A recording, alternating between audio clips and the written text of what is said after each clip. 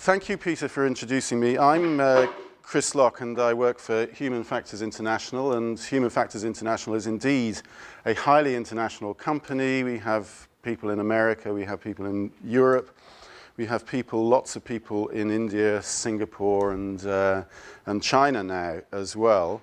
And I do find that many times in work we're having these multinational phone calls with everybody on different time zones, and quite inconvenient but quite exciting to recognize that we've got like 4 different countries all collaborating on one project.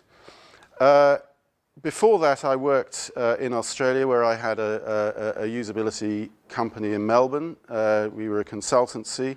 But I started work in this field after graduating from university and doing a PhD in human visual perception back in the early 80s, when human factors really was called human factors instead of user experience, HCI, and all the other terms that have been used in between. And I've also worked briefly at University College London, where we ran a consultancy that was trying to bridge the gap between academia and the commercial world of consulting, which is quite an interesting thing to do, doing stuff commercially within academia. Okay, well, the subject of this talk is persuasion, emotion, and trust in online banking, and I'll explain what we mean all about those aspects. In fact, that is the first section of the talk. I'm going to talk a bit about how we actually go about doing our PET work, and then I'm going to talk about some persuasion tools and how they can be used in online banking. One of the things we do as PET consultants is do a lot of research into the sort of psychological backgrounds to persuasion, and we've developed what we call a toolkit of many, many different persuasion tools that we can knit together to create truly persuasive designs. And then there'll be some conclusions and hopefully some questions at the end. So let's start off with what we mean by PET. And how does PET, persuasion, emotion, and trust, relate to what many of us will have as our sort of meat and drink understanding of usability? So I'll talk a little bit about that.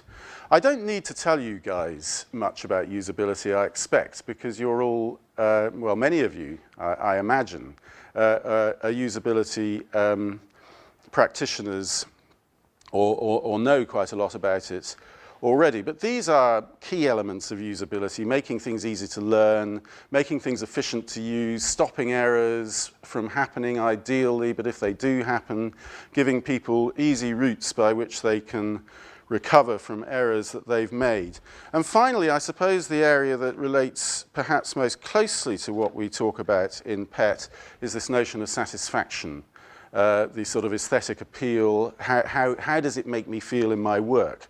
There are persuasive elements, of course, about satisfaction, and indeed there are making something easy to use in itself is an important part of being persuasive. People are not likely to enjoy or be satisfied with your system unless it is already easy to use. But there's so much more than just ease of use, as I hope I can demonstrate today.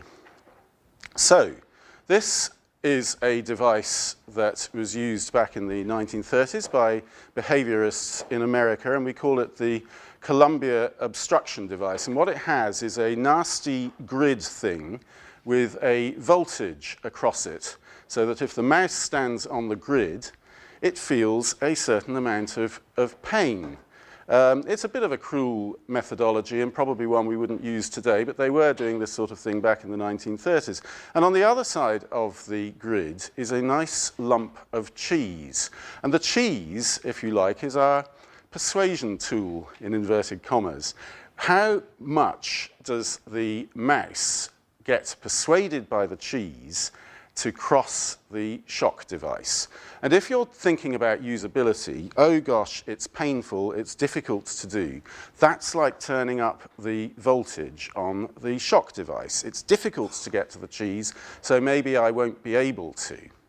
On the other hand, If the cheese is really tempting, it's really smelly, it's a nice big piece of worthwhile cheese for the mouse to get, the mouse becomes sufficiently persuaded that the cheese is an important thing that is actually, the mouse actually overcomes the fear of the shock and will get to the cheese. And we use this analogy to illustrate some of our persuasion tools in the course that I teach. Don't worry too much about it. It's an analogy. It's just a fun way of introducing some of the persuasion tools and reminding ourselves about what we mean by persuasion in a fairly sort of basic way.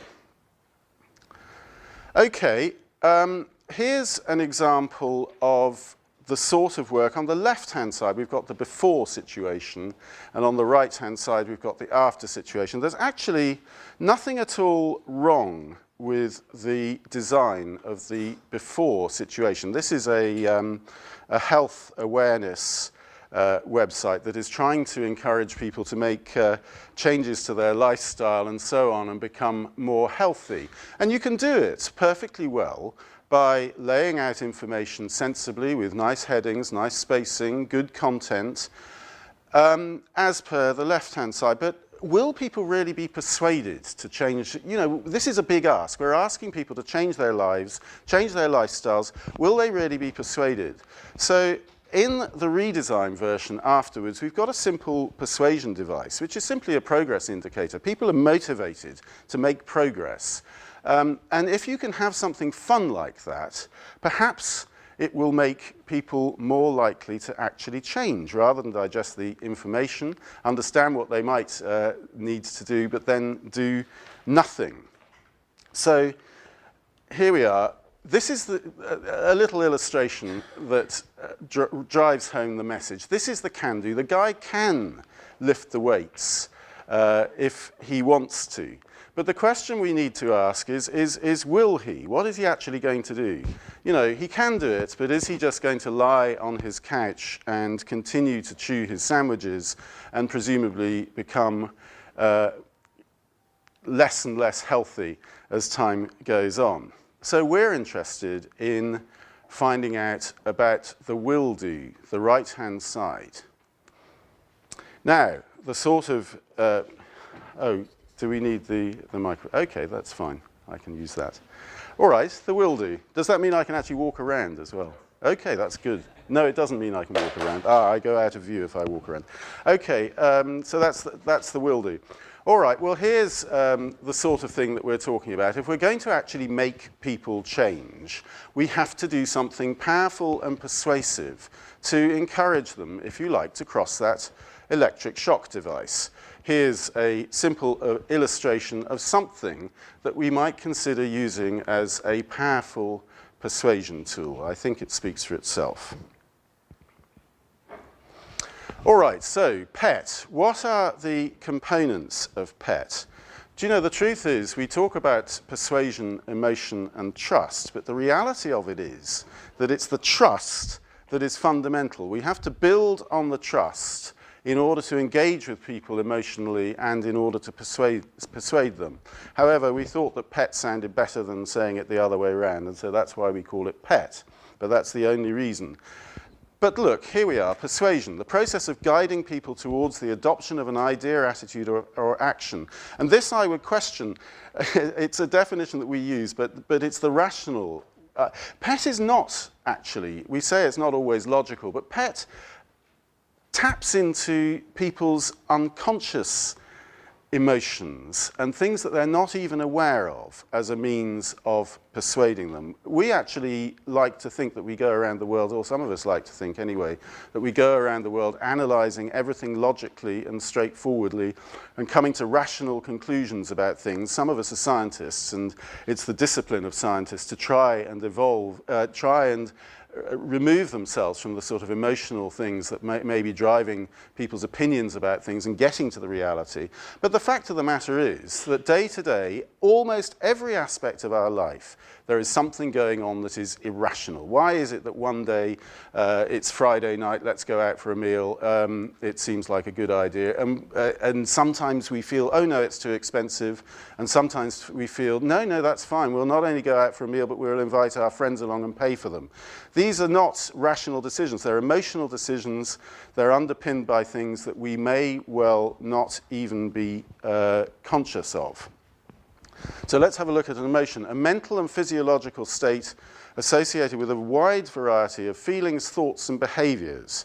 It is a prime determinant of the sense of subjective well-being, or indeed the subjective sadness that we might be feeling. These are the emotions that are going on. They are often very unconscious things. We don't know why we're in a good mood. We don't always know why we're in a bad mood.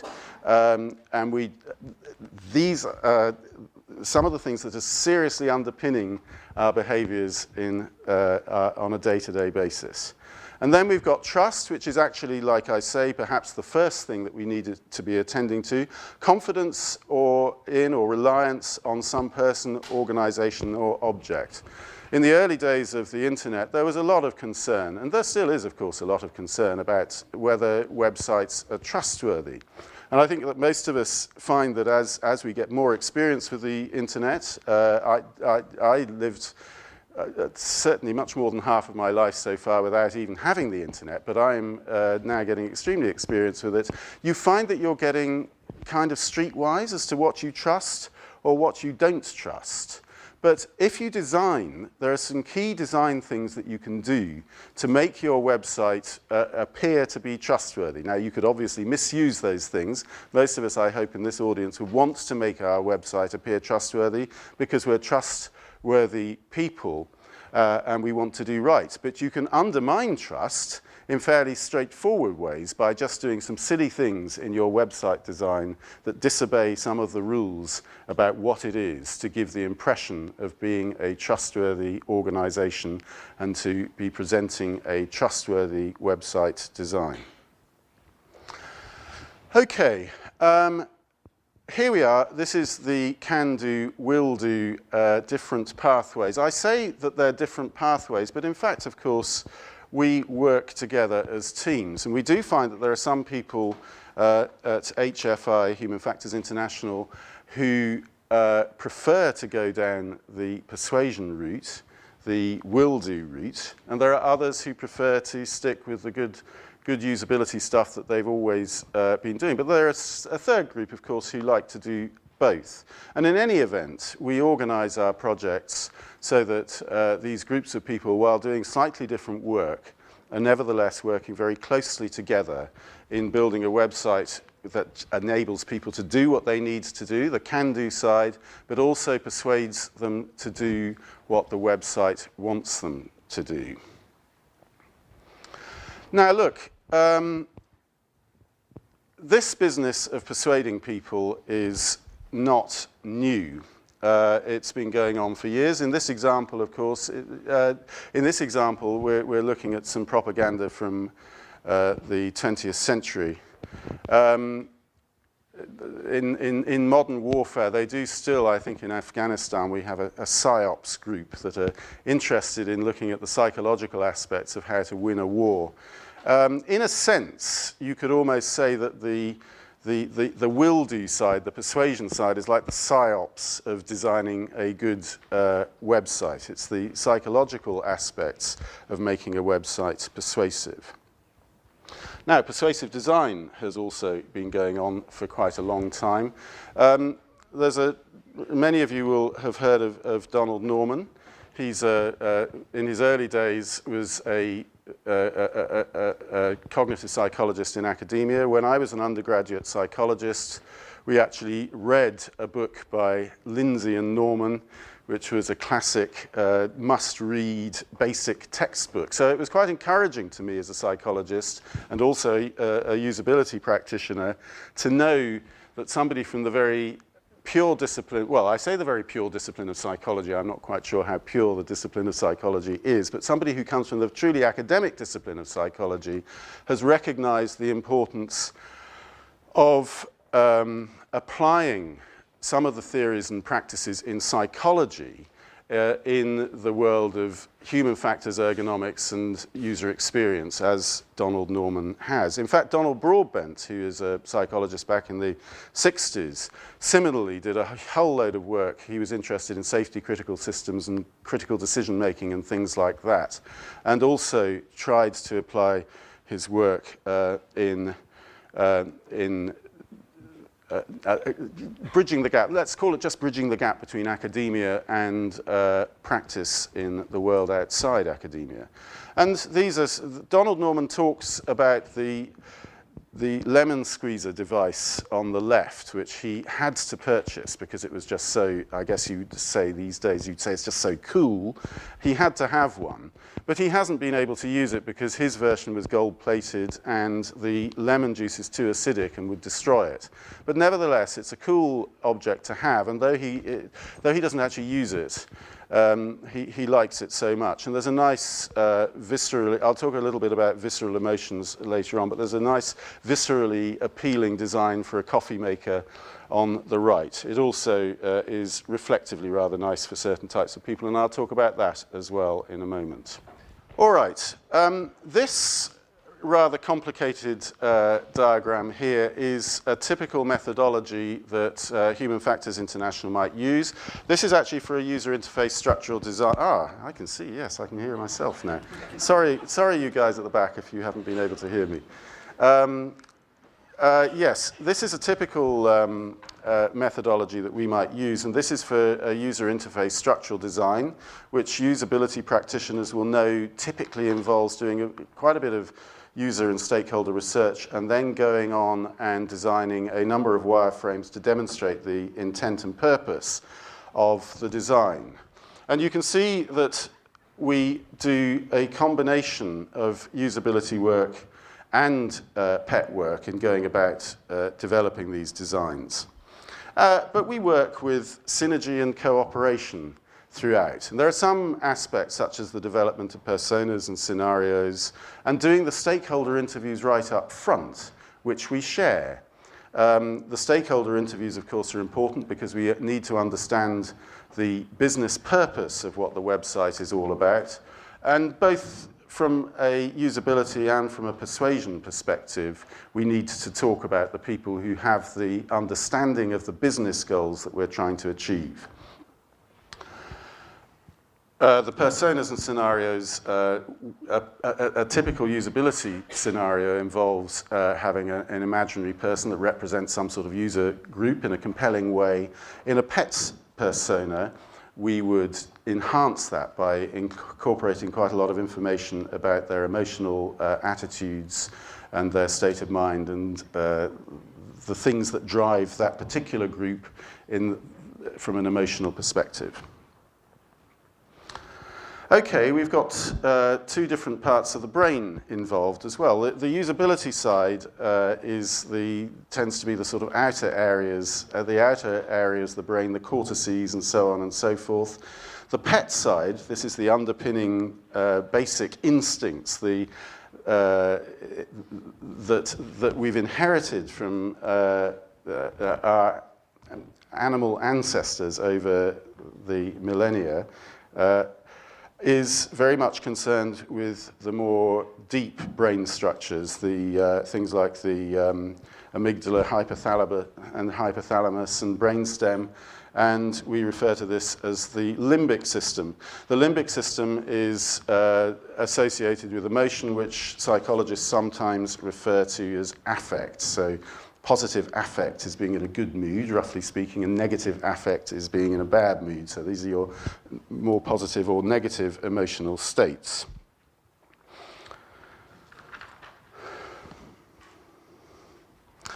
All right, are you all happy about the difference between the can do and the will do and what we're trying to achieve? And if so, I'll just get on and talk to you a little bit about how we go about doing the PET work that we do. Well, the first thing we need to do is to think carefully about what it is that we're trying to achieve through persuasion. My feeling is that whereas a lot of web designers are very keenly aware of what it is they need to persuade people about, you can talk to some people, perhaps people in certain government departments hidden away in the background, and they know they've got to have a website, but they're not quite sure what it is that they're trying to do with their website. And this is a good way of thinking about it, because you actually, if you're not using a website to persuade somebody to do something or other, maybe it's to access information, maybe it's to buy something, maybe it's to persuade a candidate, it's to persuade people to vote for a candidate at some local or national election or something like that. But if you're not quite clear what it is that you're seeking to get to persuade people to do, you won't have much of an idea about how to design to make your website persuasive. So one of the things that we do is get people to think about primary pet objectives and precursor pet objectives, because of course on the way to getting the ultimate thing, maybe you want to get people to, in the financial sector, to originate a bank account. If you can get them to originate a bank account, then they're going to be doing more business with you as a bank, and you're going to make more money. Or you could get them to ask a doctor about a drug, in which case the doctor is more likely to prescribe that drug. That's a common advertising technique in America. I don't think in Europe it's allowed, because I think prescription drugs you can't advertise. Well, certainly in Britain you can't, but in America they do. And the idea is to get them to go to their doctors with the drug in mind and to say, this particular drug has been recommended online or something, can you prescribe it to me? So these are what we mean by primary pet objectives. But there's precursor pet objectives which lead to the primary objective. The primary pet objectives are what you ultimately want people to do. It's the click that you want them to make that makes you money, typically. Certainly in a commercial environment, it's what makes you money. So the precursor objectives are the various steps along that pathway that you would encourage people to take. So if they're going to, for example, to go to their doctor with a positive recommendation for a particular drug, you're going to have to persuade them that that drug is a good idea in the first place. So there may be a number of things like reading the product details, comparing products. In the e-commerce situation, there's putting the product in the shopping cart, which is a good way towards meeting your primary objective, but it isn't the primary objective itself, because the primary objective is saying, yes, I'm going to click to say I'm going to buy this product. So getting it into the shopping cart, well on the way, but it's a precursor objective.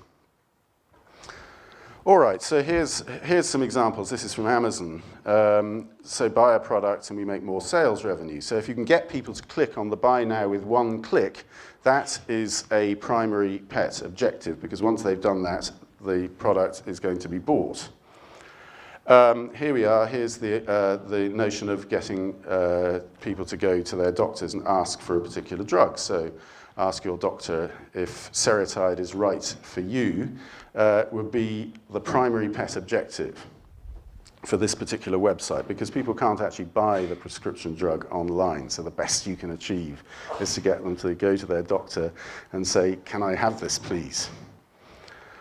All right, well, here's a thread. This is a sort of pet scenario, a little mini pet scenario that demonstrates a thread of pet objectives knitting together to support the achievement of the primary pet objective. So ultimately, we want people to go to their doctor and get a diabetic inhaler. And so the first thing you might get people to do, oh, and yes, and I mean another important thing is that PET doesn't just begin and end with the design of the website itself. You've actually got to persuade people to go to the website in the first place. So you've got to persuade people to visit the website. You've got to persuade them to go and read the details of what it is that you're wanting them to get interested in. And you've then got, ultimately, to persuade them to go to their doctor, in this particular instance, with a positive interest in this particular insulin inhaler. And so you can knit together a scenario that shows how the persuasion objectives, both the precursor persuasion objectives, support, ultimately, the primary objective that is what you're seeking to achieve. Well, this talk is about online banking, so here are some examples. I think I'm losing the bottom one, but never mind. We've got quite a few here. Some examples of primary pet objectives. In the world of online banking, one of the main things that you're interested in doing is cutting your costs by getting people to do online banking in the first place. The more you can get people to do online banking, the less they'll feel the need to visit their branch. So that we've got move existing customers to online banking. Once you've got people online banking, you probably want to try and get them to do more of it by cross-selling and upselling. Cross-selling is selling, if somebody's got a standard current account, cross-selling would be getting them to do the savings account and maybe get a loan account as well. Upselling is getting them a bigger or better savings account and loan account. So you want to try and generate new revenue from your existing customers. Getting new customers. That way you're getting new revenue from new customers. You'll notice that it's mostly about generating revenue, and that is, the banks are in business and they're about making money. We've also got increased account activity. In many countries, including South Africa, where I've been doing a lot of work recently, there are bank charges. In Britain, we don't have bank charges, actually, so this isn't quite such an important thing in Britain. But if you can get people using their accounts a lot to do lots of transactions, that's a good way of making additional revenue, because you charge them a very small amount, but nevertheless an amount, for each transaction that they make. And at the bottom, slightly lost, is improving the way customers actually manage their finances, which might be a primary objective, because if you can get people to manage their finances better, then they will get more of their money successfully into the bank, and you will have more of their financial resources as a bank to do with what you will, which is what banks do, is they get money from people and then they invest it in other things and they give people loans and so on. So there are some examples from from online banking as to what we mean by primary pet objectives. And you can see that there are clear business benefits associated with each of them. And you might then think about, what do we mean by secondary objectives in the context of these primary objectives? So the first one, you might reduce security concerns, because one of the things that may stop people from doing online banking in the first place, and your primary objective is to get people online banking, is concerns about security, particularly in South Africa, which is quite a dangerous country. People have quite serious concerns about security, and they may think that people are going to try and hack into their account and steal all their money. You might, as a secondary objective, persuade customers to provide banking needs-related information. That basically means, at the moment, this is often gathered by people going and visiting their local branch, and you sit down with an advisor and he says, well, what are your financial circumstances? Are you planning to buy a car? Are you putting your kids through university? And all these various things. So this is banking needs analysis. And if you can persuade people to do their banking needs analysis online, then A, you don't have to have them down at the branch, and B, you get to know a lot of information about people that will help you to cross-sell and upsell the products that are the meat and drink of your retail banking business. You could persuade people to learn more about the bank's products by having a nice information architecture, an easy to navigate way, so that people can get to the information that they need and hopefully be persuaded by that information in such a way that they will sign up and apply for a new bank account or something like that. You could, if you wanted to increase account activity, persuade customers that it's easy to pay multiple beneficiaries in one transaction, something like that. So that's a kind of almost like an ease of use way. It's very easy to do this. Because it's easy to do it, people will do it more. And that is a persuasive tool that could make you money if you're charging for each individual bank transaction that people do. And you could persuade customers to recommend the bank to friends. We talked earlier about passing on information about World Usability Day. It's a very powerful technique, of course. If somebody actually personally that you know recommends something, you're more likely to be persuaded by it than if you read about it in the paper or see an advertisement for it. Oh, that's come from my mate John. Oh, I better go along then. So if you can persuade existing customers to actually recommend banking services or recommend this particular bank to their family and friends, that is a very good persuasive thing to do. And finally, you could persuade your customers to maybe manage their finances better and hopefully to save more money. And that would also be a good thing to do. All right, so the next thing, we've sort of talked about primary and precursor pet objectives. But how do we actually think, once we've thought through what it is that we want to persuade people to do at these various different levels, how do we actually get to their emotional state, their emotional feelings, to work out how to assemble a set of persuasion tools and design websites to be persuasive? Well, the first thing you need to do is to find out about things that are driving them, that are motivating them, and things that are getting in the way of that, things that might be getting in the way of, for example, them opening a capability to bank online. In this example, this is about, actually it's about a website selling vaccine products to travelers in the Far East. And you can see that there are a number, so this is a kind of like you've got a bloke pretending to be a doctor standing up and saying, hey guys, it's really dangerous traveling in the Far East.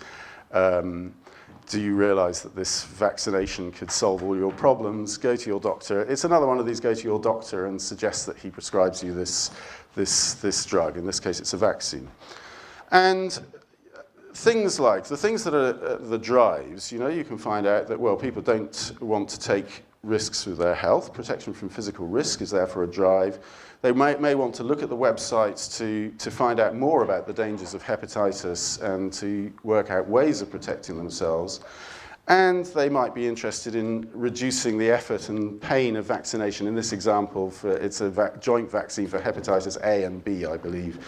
And so if you can persuade them that it's going to be less painful and less efforts to get a joint vaccination, then you're well on the way to persuading them to go to their doctor. What about the blocks? Practicalities of treatment.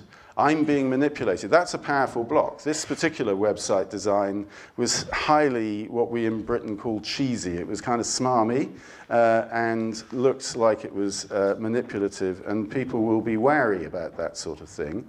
And of course, there's the fear of vaccination. People don't like going and having injections. So once you understand what the blocks and drives are, you can begin to think about a strategy for how you can be persuasive. And once you've got a strategy in place, you can begin to think about how to assemble some pet tools to help you achieve that strategy.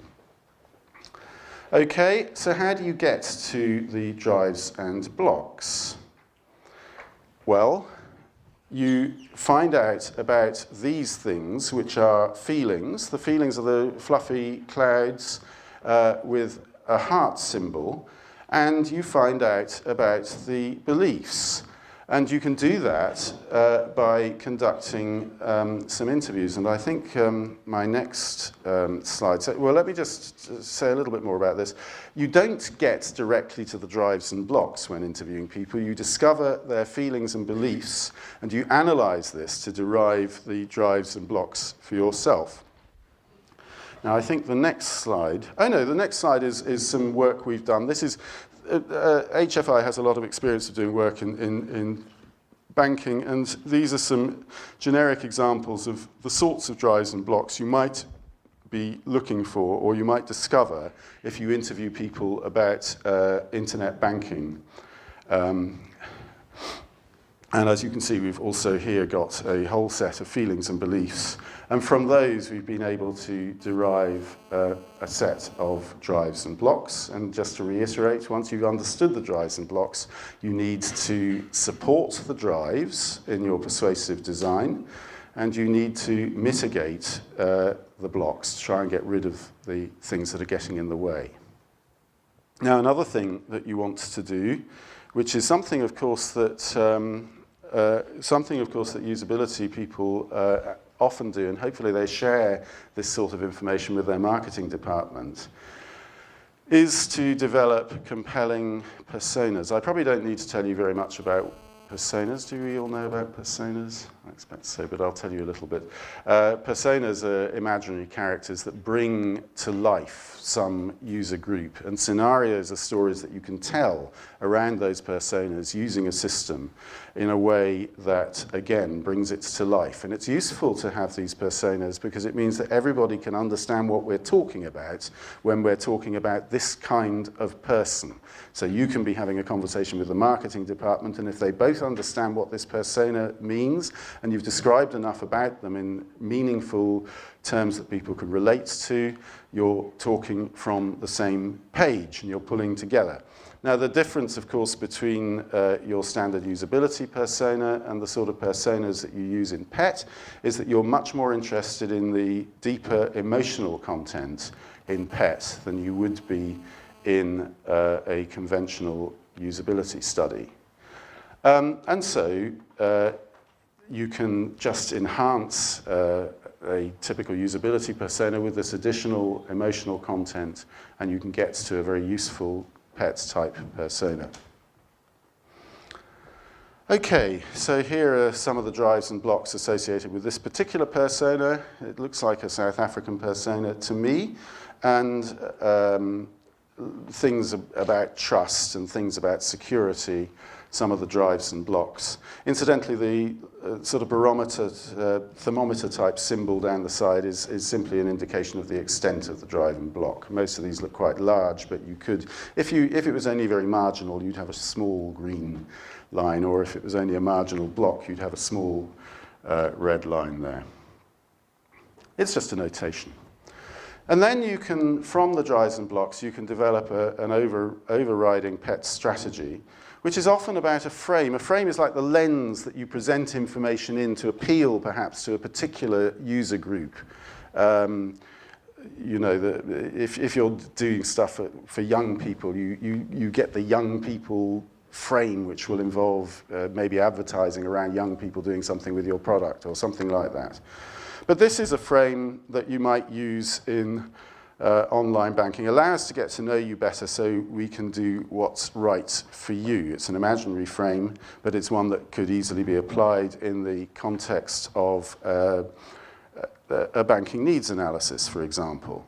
And if you'll remember, we've got three of the blocks from before. We've got, I think it's being looked after, what is it? Being looked after familiarity. And I've added a block because one of the things that we've discovered about people is that people don't like to be treated just as a number. One of the problems that people have with their bank and the way banking is done these days is they've lost that personal touch. They now feel that they're just another number. So if you can simulate the idea of a bank getting to know you better online, you're more likely to say, hey, they want to get to know me better, perhaps I'll comply with some of their stuff about banking needs analysis because I can see that's going to be good for me. Now, here are some more persuasion tools. These are perhaps some of the persuasion tools you might use in the context of this frame. This is the frame, getting to know you better. You might say, we've got various things called, social proof is doing what other people do. That very compelling urge, if you see loads of people doing something, to go along and do it yourself. And you could use a persuasion tool, perhaps, that says, 32,000 customers have benefited from our needs assessment this year, or something like that. There are people like you doing this, so perhaps you could do it yourself. Reciprocation is another persuasion tool. It's actually more powerful to offer somebody something up front and then ask them for a favor in return than it is to reward them for doing something for you. There's a chap called Caldini who's written one of the books that underpins some of this work, who talks about his experience in airports in the States where the Buddhist people come up and they offer you a flower. And they say, we don't require any money in return, but of course, if you want to give us a gift, you can. And it's almost unbelievably compelling to feel, oh gosh, they've given me a flower, I don't really want it, but I've got to give them just a small money, because otherwise I'll feel guilty about having this flower. And lo and behold, they wander down, the people who've been given the flower, wander down to the nearest bin and ditch the flower, having parted with the dollar. And the Buddhist flower people who are collecting this money recycle. They go to the same waste paper basket, pick up the flower and recycle it and give it to the next traveller. So that's that's reciprocation, rather.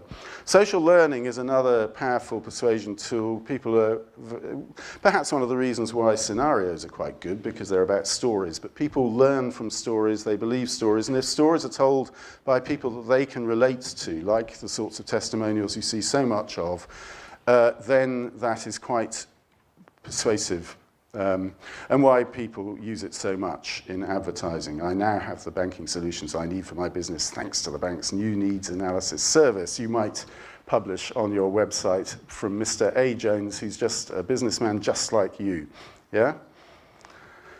Okay, so when we've understood the drives and blocks and developed a strategy, we can identify the types of persuasion tools we're used, and we can start to work on our designs.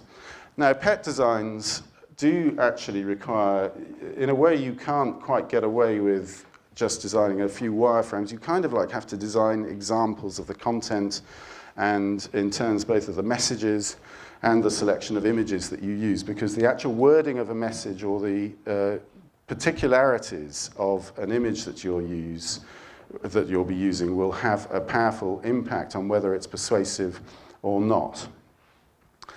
And finally, I just say here that pet and performance design needs to work in concert, but there's sometimes a healthy tension between pet and performance. And I think I've included another slide here. Yes, I have. I just shoved that in just before this presentation to demonstrate what we're talking about. On the left, we've got a perfectly good website design for signing up to fly somewhere in New Zealand to get a flight booked. And on the right, you can see that most of the flights are sold out. Now, conventional usability people would say, well, what's the point of giving people the opportunity to see stuff that they can't even select because it's sold out? It's just a waste of the real estate on the page. But the fact is that this is the scarcity persuasion tool in operation. And the fact that so many flights are selling out makes it even more urgent to go and buy the remaining ones before they sell out too. So here we've got somewhere where usability and persuasion might be in conflict. This little example here is just an example of a social learning strategy. This is a weight loss website. And it's social learning because there are so many of these. Look, we've got somebody who isn't particularly beautiful but not particularly ugly. Maybe she's a bit like you, and you can watch her story, and you can see that we've got talking about real stories, and you can share your own story. This is the storytelling. We call it social learning, storytelling. Very powerful for sharing messages and getting people to be persuaded by hearing about other people's experiences. Donald Norman has written this very nice book, which I recommend you to read because it's a very good read, very easy. It's a bit more up-to-date also than his earlier book, which is The Design of Everyday Things. And he distinguishes between 3 different levels of design to make it appealing in various different ways. He talks about the visceral level, which is the kind of basic gut instinct. That's the lizard brain in operation. You remember those deep, often unconscious brain structures? There's the behavioral design, and that's designing for pleasure and effectiveness of use. That's very much the conventional user experience work that we do, is designing stuff to make it easy and effective, and it gives us pleasure to work effectively like that. And then there's the reflective, which is how your self-image, this is kind of like appealing to people's sense of fashion and desire to present themselves in different kinds of ways. I'll just give you a few examples. There are some horrible examples. That's a viscerally negative thing. Ooh, very nasty. You don't want images like that on your website unless it's a very unusual website. Viscerally negative, quite a threat. But you might choose to include an image like that because at the reflective level, people might say, well, although this is scary, viscerally unappealing, I quite like the image of being somebody who's brave and can not give in to the visceral sense of fear that an image like that might cause. Well, I won't say too much about that. That's obviously just plain disgusting. And so we'll move on from that. And then there's viscerally positive images, things that are smooth, rounded, and symmetrical are generally positively visceral. There are evolutionary reasons for that associated with the way the fertilized egg divides symmetrically, and if it doesn't divide symmetrically, something's gone wrong. And so if if you're looking for a mate and they're not nice and smooth and rounded and symmetrical, it probably means there's something wrong. And so that's probably underpins why it is that we like smooth, symmetrical things. Right, viscerally positive, very nice, bright primary colours. Now, as you move into the reflective world, you might feel that this is all a bit sort of basic. Kids might like nice, bright primary colours, but we're a bit more adult than that. We think that we're a bit more sophisticated, so we might want something rather different. So let's have a look at, more viscerally positive stuff. Nice, smooth, rounded faces, symmetrical, very appealing at a most basic level.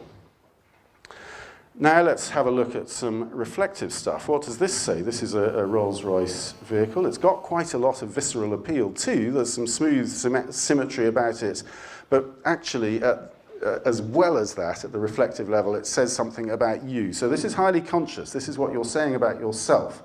This isn't your basic instinct. This is your assessment of what you want to be in life.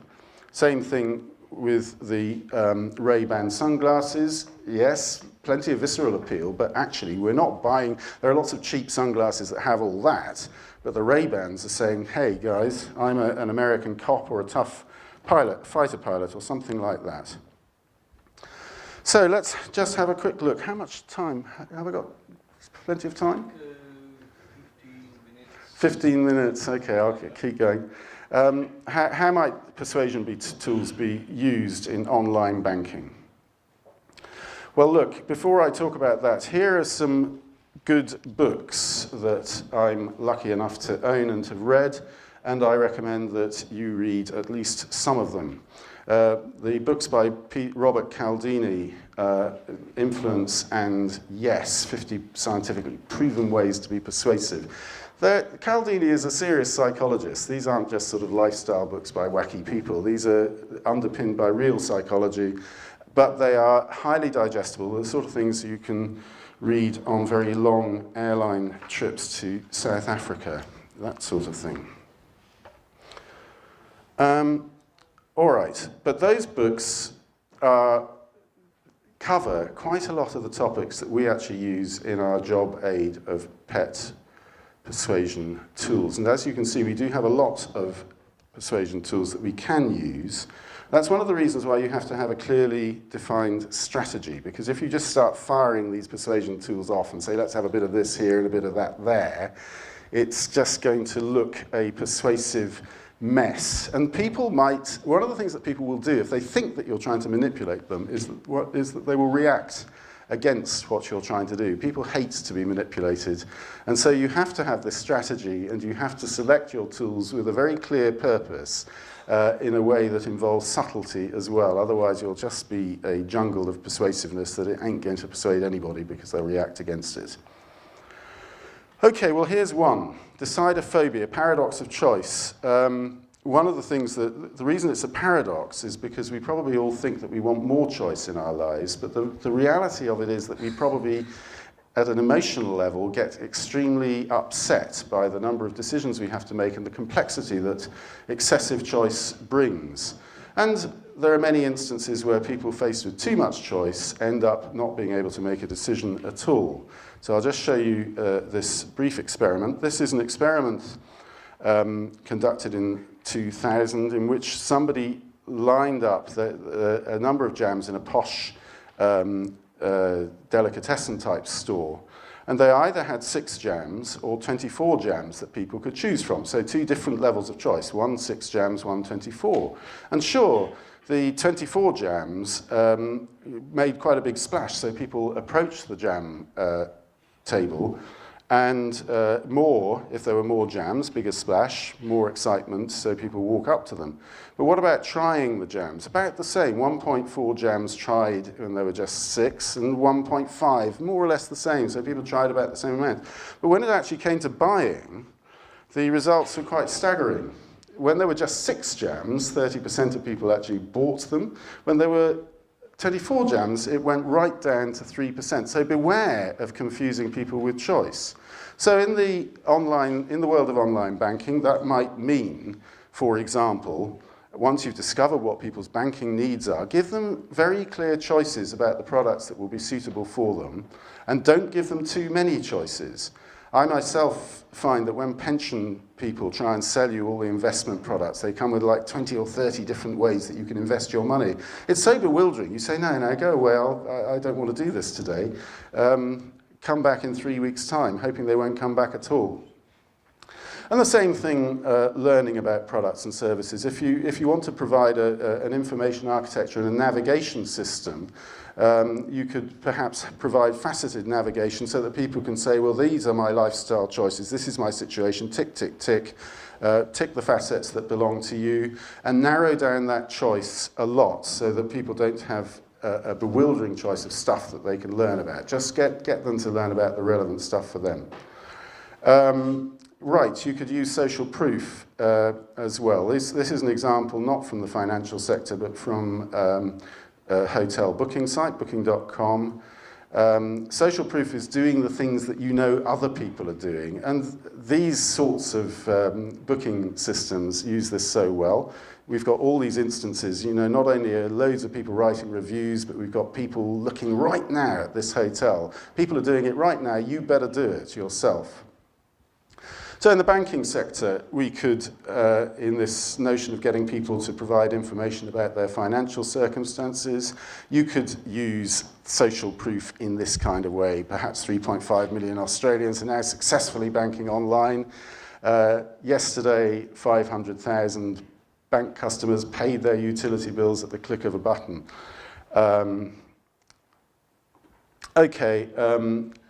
Here's another one. Pressure by people who like us. I've already mentioned the fact that people may have been recommended to come to this event by people that they know. You feel you're much more likely if you come, and Tupperware, this is a Tupperware party where it's almost impossible for these ladies, these nice ladies who are all friends and they talk to each other and they take their kids to school together, they're not going to be able to go to the Tupperware party without actually buying something, because they would have let their friends down, wouldn't they? So if you can persuade people that you know to do things, then that's extremely persuasive. So in the financial sector, recommend our current account offer to your nearest and dearest, and we'll give you 1,000 extra reward points in return if you sign up. But there's something about reward points. Banks are quite keen on using reward points to encourage people to behave in the way that they want. But they forget something quite important, which is that extrinsic reward, which is reward points are an example of extrinsic reward, kills intrinsic reward. I wonder if I've got time to tell a brief story. I have. Cialdini tells a nice story that illustrates this point, in which he talks about an old man. It may be an apocryphal story, in other words, a story that isn't entirely true, but it illustrates the point anyway. He talks about this old man in a tenement building in New York who's annoyed by all the kids who keep making this dreadful noise, tearing around on their bikes, knocking all the bins over, smashing things, and generally keeping them awake at night. And he's well fed up with it. So he goes out to these kids and he says, "Hey kids, I'm a lonely old man. I really, really, really need a bit of stimulation in my life. Would you mind making a noise every evening between 6:30 and 8, just to keep me lively? And if you do that, I'll give you $12. And so they say, "Oh, sure, sir, we'll certainly do that." So off they go, and they make this terrible noise between 6:30 and 8 at night, and he gives them $12. He says, "That was great. I really enjoyed that. Would you mind coming back tomorrow and do the same thing, and I'll give you $12 again?" "Sure, we'll come back." And so they do, and they make the noise, and a terrible racket between 6 and 8:30. So he gives them another $12. And he says, "Well, look, you know, I'm an old man, and I haven't got very much money. Look, if you come back tonight, I'd really love you to come back, but I can only give you $1. They say, "No, we're certainly not coming back ever again." And lo and behold, he's achieved his aim. And that illustrates the point that if you do reward people with money or free flights or this, that, and the other, bear it in mind that once you stop doing that, people will no longer be motivated. They won't have the intrinsic urge to do it for themselves. Reciprocation is another persuasion tool. This is a piece of work actually done by Cialdini, looking at, you know, these hotels where they always pretend that they're after protecting the environment, whereas in fact they're really cutting their own costs. But never mind, it serves both purposes. If you reuse your towel, we will make a donation to an environmental group on your behalf. In other words, that's like a reward for doing it, so you've got to do it first. But if you couch it in another way, which is saying that we have made a donation to an environmental group on your behalf, please reuse your towel. So, they've already done it. I feel obligated to do something in return. You get a very different picture of the increase in towel reuse. So in the first instance, just providing the message, people are neither more or less likely to reuse their towels at all. Whereas if you say that you've already done something on their behalf, they will feel obliged, and then they will reuse their towels, much more likely to. So there's an example. So here's how that might be used in banking. It's just a simple way of couching the reward points in a different way. In recognition of your interest in this bank, we've already allocated you 1,000 reward points. So please now help us by completing the simple to use form that we'd like you to complete in this instance. Here's another fun thing. This is a gamification or gamification.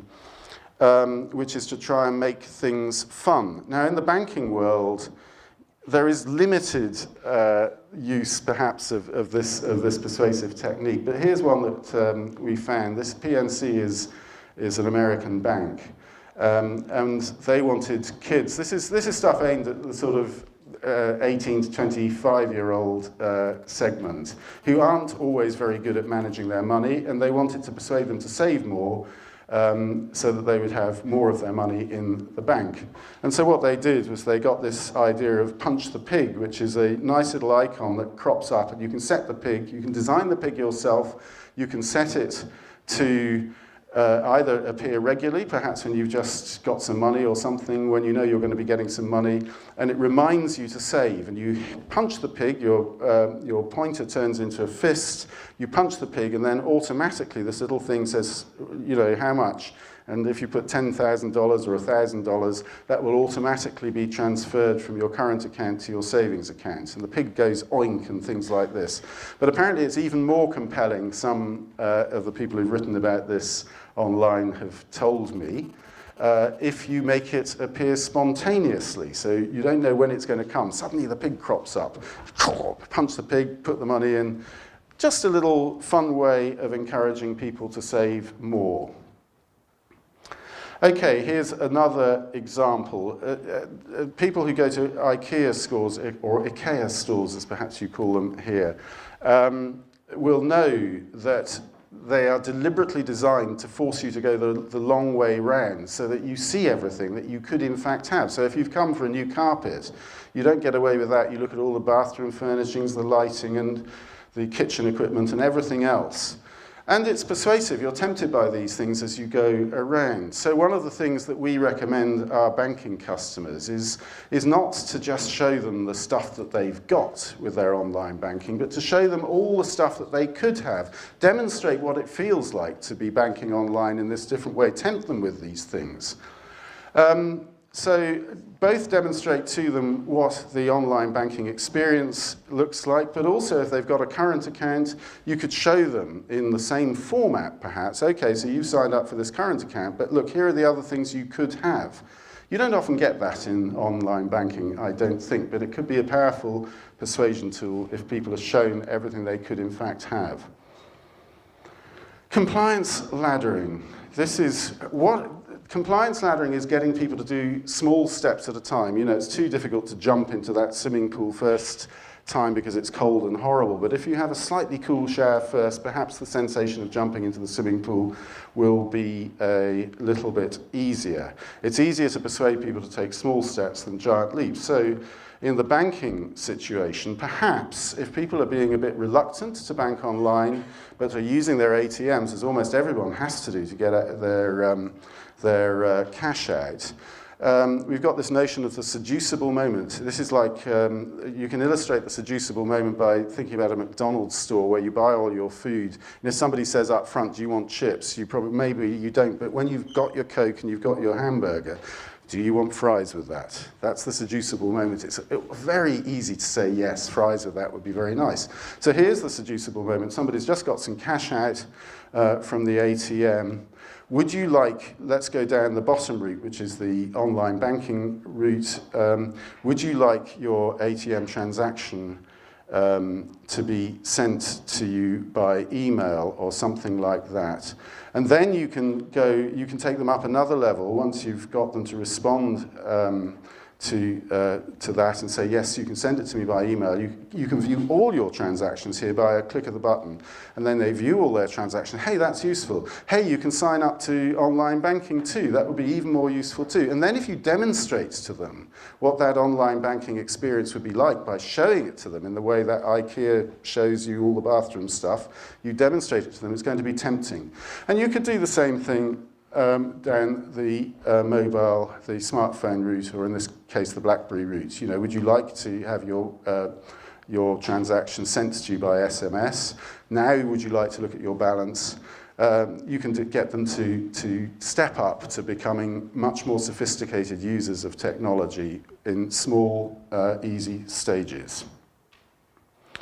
All right, I think it's time for me to wind up with some conclusions.